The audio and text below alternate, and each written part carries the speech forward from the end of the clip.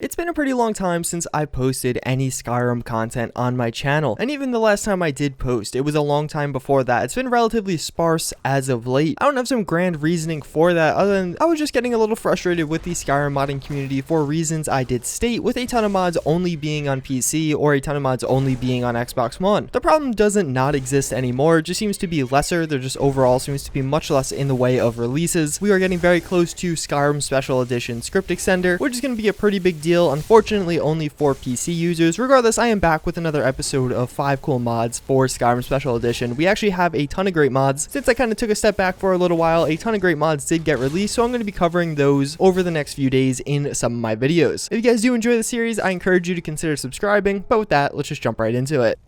The first mod I do want to show you guys is the Dov Gal Mah Armor. I am undoubtedly pronouncing at least one of those words wrong. Regardless, what this is going to add in is a pretty unique and interesting looking armor that I guess is kind of dragon themed. I'm not really sure what the underlying theme overall is here or what this was inspired by. It definitely is a little bit of a different armor compared to some other things. Regardless, you can see there is kind of a dragon head sloped over the top of the player's head there, as well as the armor itself just has a lot of cool smaller features. If you look at the kind of knuckles there, you do have little claws coming out of it. All around thematically, this armor is pretty cool and interesting. It has a lot of aspects of certain other armors you would find in Skyrim, but it does have its own little thing going on there. I think the color scheme the mod author did go with works pretty well. You can't change that, unfortunately, but again, that kind of yellow goldish color with that darker gray, I think again kind of makes a nice pop to it and makes this armor stand out a little bit. I realize this armor is not going to be for everyone, but I think a number of you will enjoy it, finding it to be at least partially cool. Obviously, I did for including it on this series, but I can totally see how this one's not for everyone.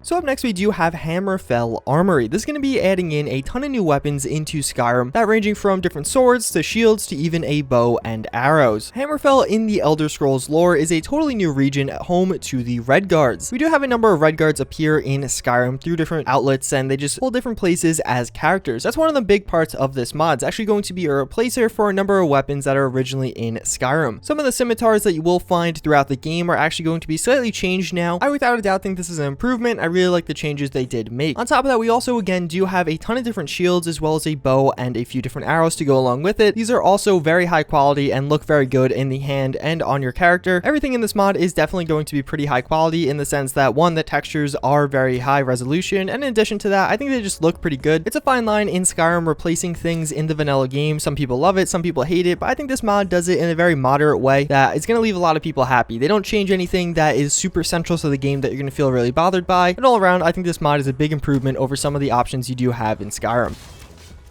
Then with yet another armor to go along with some of these new weapons, we do have the Dragonlord Armor. This is going to be a mod by Zero Frost. It's actually been around in Skyrim for quite a while, only now just making its way over to Xbox One. He recently redid a number of his mods, releasing them both on Xbox One and on PC in a grand armor pack, although the Xbox One variants are broken up into individual mods to save on file space, so you're not downloading a ton of stuff that you don't necessarily want. Regardless, this mod and this armor look very high quality. It does include the armor you see here, as well as the standalone sword that does go along with it. The sword has a number of different effects that you can choose to have. There's a non-effect version and an effect version for all different reaches of people. Zero Frost is very well known in the Skyrim modding community for creating very high quality assets and just different armors, weapons. Everything he does seems to be very good. I'd include him most recently in my upcoming mod series for creating a brand new dragon, which is pretty crazy. Not many people are creating full-fledged dragons for Skyrim. If you haven't seen these mods or some of these new releases he has been coming out with, I definitely recommend you check them out. The Dragonlord Armor is only one of them, but it is definitely very high quality, but all of them are very high quality, and I would highly recommend downloading each of them and trying them out for your own. Next up, we do have Thane Weapons Reborn. So this is another really cool mod, kind of similar to Uniques. As you become a Thane of some of the different holds in Skyrim, you will get assigned a special weapon. The reality is, these weapons aren't all that special. They're just kind of a slightly different named version of a otherwise common weapon, and it really doesn't notify you of such a great achievement. What Thane Weapons Reborn does is change some of these weapons, adding in new models and textures, as well as adding in a number of different special effects to some of these weapons that you could chant with. All around, again, it's a very cool mod. I think this is a fundamental issue that Skyrim does suffer from. It doesn't have enough unique things in the game. The quote-unquote unique things are just kind of very similar versions of the common things. Thane Weapons Reborn aims to fix that, and I think it does a very good job of it. I think some of these weapons can use a bit of a texture upgrade, but some of them aren't too bad, and regardless, the principle behind this mod I think makes it worth a download either way.